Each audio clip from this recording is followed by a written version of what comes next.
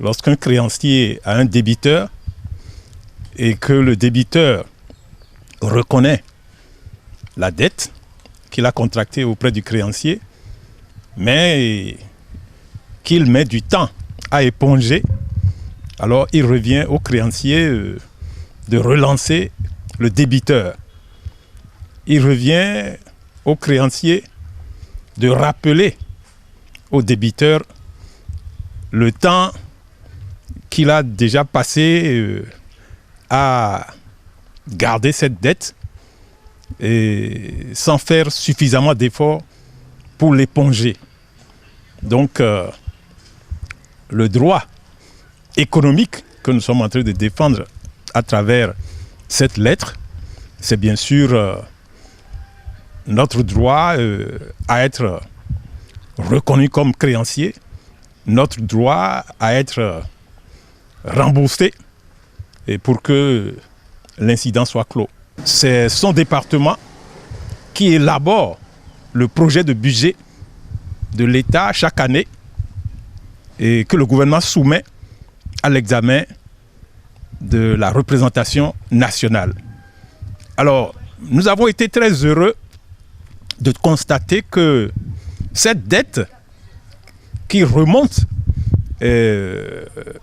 à l'administration du président Yahi Boni,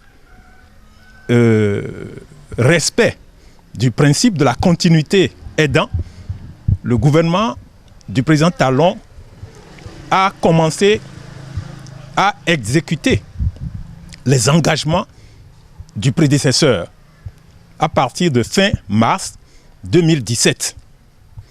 Et le ministre des Finances, logiquement, à partir de 2018, a commencé à inscrire au budget la dépense concernant le remboursement du rappel, puisque la dette court à partir de janvier 2016. Mais le gouvernement du président Talon n'était pas au pouvoir en ce moment-là. Donc, c'est après la prise de pouvoir du président Talon que son gouvernement a décidé de commencer à exécuter l'engagement à partir de fin mars 2017. Donc, l'État restait à nous devoir un rappel de 14 mois, de janvier 2016 à février 2017. Et le ministre de l'économie et des finances a régulièrement inscrit la dépense au budget.